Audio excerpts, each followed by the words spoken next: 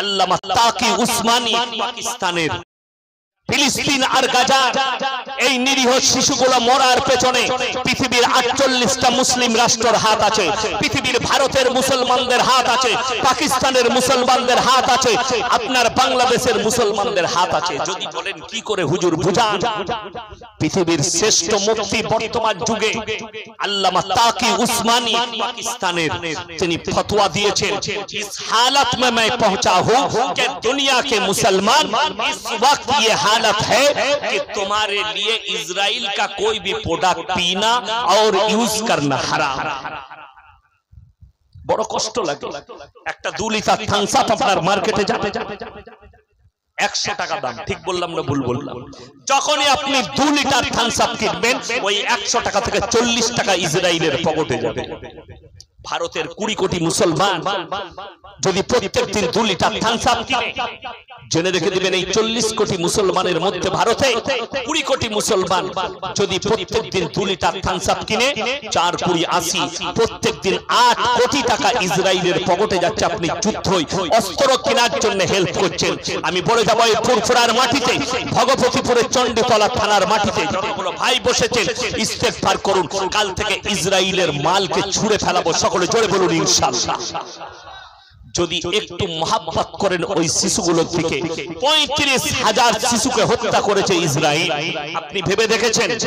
আজকে আপনি দাঁড়িয়ে কোরবানি দিয়েছেন, আপনার বাচ্চার জন্য জামা কিনেছেন, ঈদেতে পৃথিবীর মুসলমান ঈদ উপলক্ষে ঈদের 10 দিন আগে জামা কেনার জন্য ব্যস্ত।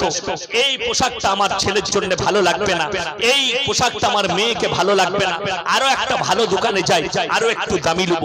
আপনি খুঁজছেন দামি দামি জামা, আর ইসরায়েল ফিলিস্তিন আর গাজার নিরীহ বাপরা তাদের শিশুদের জন্য খুঁজে বেড়াচ্ছে এক টুকরো কাফন পেলে তাকে দাফন করব লেপ দিয়ে, আর তাদের চোখের পানি গোটা পৃথিবীতে গুনছে, অথচ পৃথিবীর মুসলমান নীরব হয়ে বসে আছে।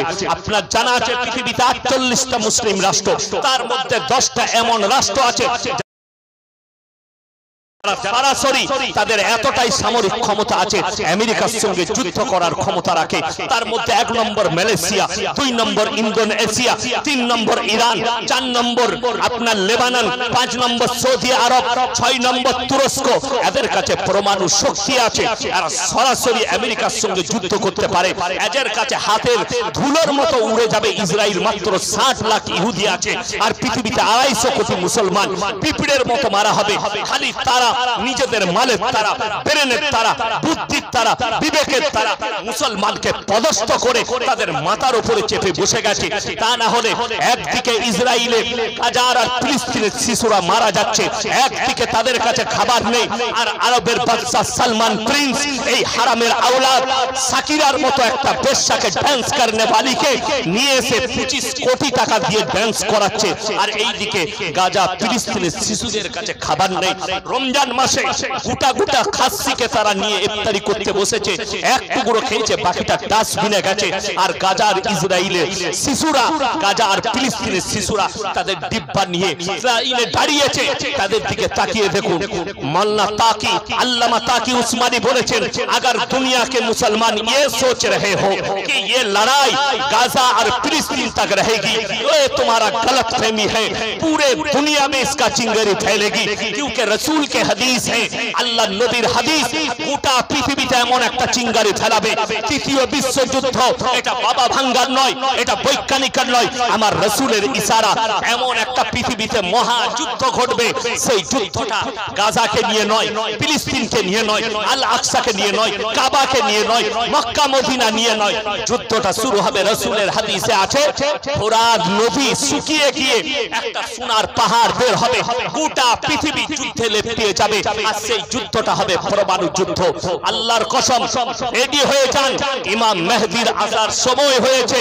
যেদিনে আত্মপ্রকাশ পাবে সেদিনে পৃথিবীতে ইসলামের ডঙ্কা বেজে যাবে। জোরে বলুন সুবহানাল্লাহ। আমার মুসলমান ভাই, আপনি আপনার ঈমানটাকে মজবুত করুন। আপনাকে কেউ ভয় খাওয়াচ্ছে, তোমাকে মেরে দেবো, তোমাকে বার করে দেবো।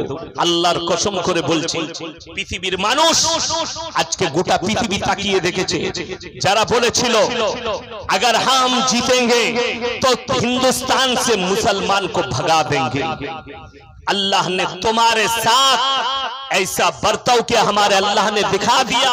व तु इज्जु मन तशा व तु दिल्लु मन तशा, इज्जत और जिल्लत का मालिक तो हम अल्लाह है, और तुम्हें हराया, ऐसे हालत कर दी और तुम मुंह दिखाने के लायक भी नहीं रहे, और तुम हमें भगाओगे।